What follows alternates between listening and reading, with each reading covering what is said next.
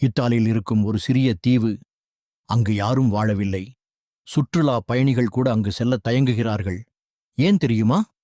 ஏனென்றால் அந்த தீவு மரணங்களின் தீவு என்று அழைக்கப்படுகிறது. இதுதான் போவேலியா ஐலேண்ட். இத்தாலியின் வெனிஸ் நகரத்திற்கு அருகில் அமைந்துள்ள இந்த சிறிய தீவு இன்று முற்றிலும் வெறிச்சோடி கிடக்கிறது. ஆனால் பல நூற்றாண்டுகளுக்கு முன்பு இது மனிதர்களின் அலறல்களாலும் வேதனைகளாலும் நிரம்பிய இடமாக இருந்தது. 1700களில் ஐரோப்பா முழுவதும் பிளேக் நோய் பரவியது.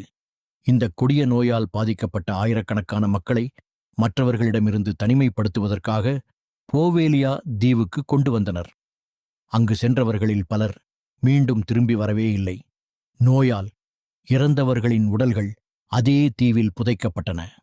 சில வரலாற்று குறிப்புகளின்படி 1,00,000க்கும் அதிகமான மக்கள் இந்த தீவில் இறந்திருக்கலாம் என்று கூறப்படுகிறது.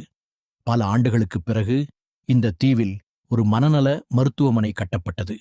அங்கு அனுமதிக்கப்பட்ட நோயாளிகள் இரவு நேரங்களில் விசித்திரமான சத்தங்கள் கேட்பதாக கூறியதாக கதைகள் பரவின. சிலர் முன்பு இறந்தவர்களின் ஆவிகள் அங்கு சுற்றித் திரிவதாக நம்பினர். அந்த மருத்துவமனையில் பணியாற்றிய ஒரு மருத்துவர் பற்றியும் ஒரு பயங்கரமான கதை சொல்லப்படுகிறது. அவர் நோயாளிகளின் மீது கொடூரமான பரிசோதனைகள் செய்ததாக கூறப்படுகிறது. பின்னர் அதே மருத்துவர் 1 மணி கோபுரத்தின் மேலிருந்து விழுந்து இறந்தார் என்ற கதையும் பரவியது. இந்த சம்பவம் உண்மையா அல்லது வெறும் வதந்தியா என்பது இன்னும் தெளிவாக தெரியவில்லை. இன்று வரை மீனவர்கள் கூட இந்த தீவுக்கு அருகில் செல்ல விரும்புவதில்லை என்று கூறப்படுகிறது.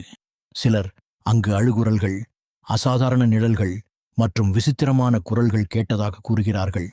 ஆனால் இதற்கான உறுதியான ஆதாரங்கள் எதுவும் இல்லை.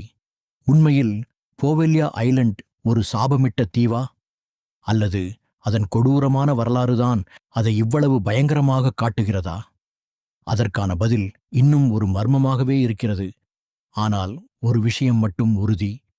உலகின் மிகவும் பயங்கரமான மற்றும் மர்மமான தீவுகளில் ஒன்றாக போவேலியா ஐலண்ட் இன்று வரை அறியப்படுகிறது. இந்த மாதிரி உண்மை மர்ம கதைகளுக்கு மினிட்ஸ் மேஜிக் ஐ சப்ஸ்கிரைப் செய்ய மறக்காதீர்கள்.